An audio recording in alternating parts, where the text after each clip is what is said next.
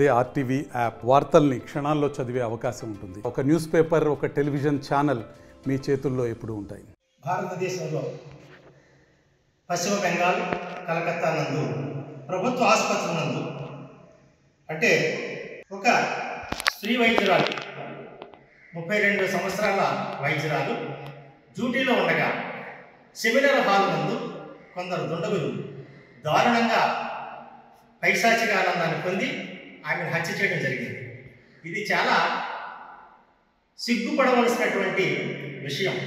ఎందుకంటే ఒక వైద్యురాలికి అది నా ప్రభుత్వ ఆసుపత్రిలో రక్షణ లేకపోతే ఇక ఈ దేశం మనుషులు ఏ విధంగా బతుకుతారో అనేటువంటి విషయం ఆలోచించవలసినటువంటి పరిస్థితి ఉంది. ఒక స్త్రీ వైద్యురాలు డ్యూటీ చేయడానికి జడిస్తే ఎంతమంది ప్రాణాలు గాలిలో కలిసిపోతాయో ఒకసారి ప్రభుత్వం కానీ ప్రజలు కానీ ఆలోచించవలసినటువంటి అవసరం ఉంది. ఏమంటే ఈ రోజున ఎన్ని అవాంతరాలు వచ్చినప్పటికీ కూడా వైద్యులు దాన్ని ఎదుర్కొంటూ కష్ట నష్టాలకు వచ్చి నైట్ అండ్ డే మరి సర్వీసెస్ అందించవలసినటువంటి పరిస్థితిలో ఉన్నప్పుడు ఒక స్త్రీ వైద్యురాలని ఒక ప్రభుత్వ ఆసుపత్రిలో అందున పశ్చిమ బెంగాల్ కలకత్తా ముఖ్యపట్టణంలోనే ఈ విధంగా జరిగింది అంటే చాలా ఆశ్చర్యకరమైనటువంటి విషయం.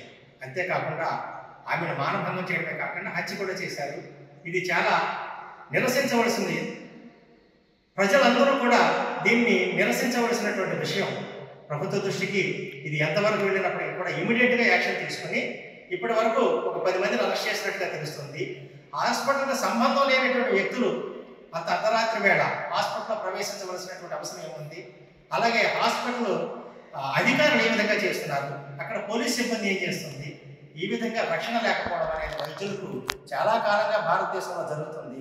దీనిని ఇప్పటికైనా ప్రభుత్వం పరిగణనలోకి తీసుకుని ప్రత్యేకమైనటువంటి చట్టాలను రూపొందించి ఏ ఆసుపత్రిలోనైనప్పటికీ కూడా ఏ వైద్య సేవలు అందిస్తున్నటువంటి వారికైనా సరే రక్షణ కల్పించే విధంగా ప్రభుత్వం చట్టం చేయనిదే మరి భారతదేశంలో వైద్య వ్యవస్థ ఇప్పటికే చాలా ఇబ్బందికరమైనటువంటి పరిస్థితిలో ఉంది.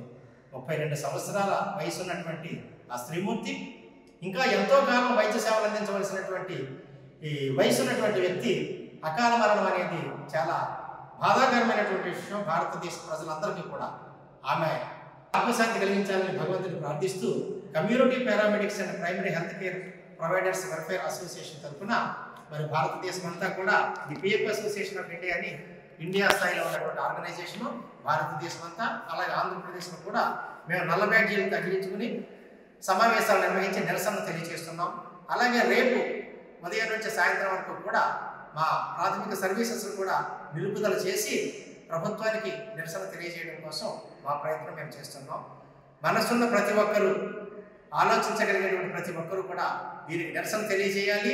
ప్రభుత్వానికి ఈ విధమైనటువంటి పరిస్థితులు మరలా ఎక్కడా జరగకుండా ఉండేందుకు చర్యలు చేపట్టవలసిందిగా ప్రభుత్వానికి విజ్ఞప్తి చేస్తున్నాం. మరిన్ని వీడియోస్ కోసం ఛానల్ ని సబ్స్క్రైబ్ చేయండి. లేటెస్ట్ అప్డేట్స్ కోసం వాట్సాప్ ఛానల్ ని ఫాలో చేయండి. అండ్ లింక్ డిస్క్రిప్షన్ లో ఉంది.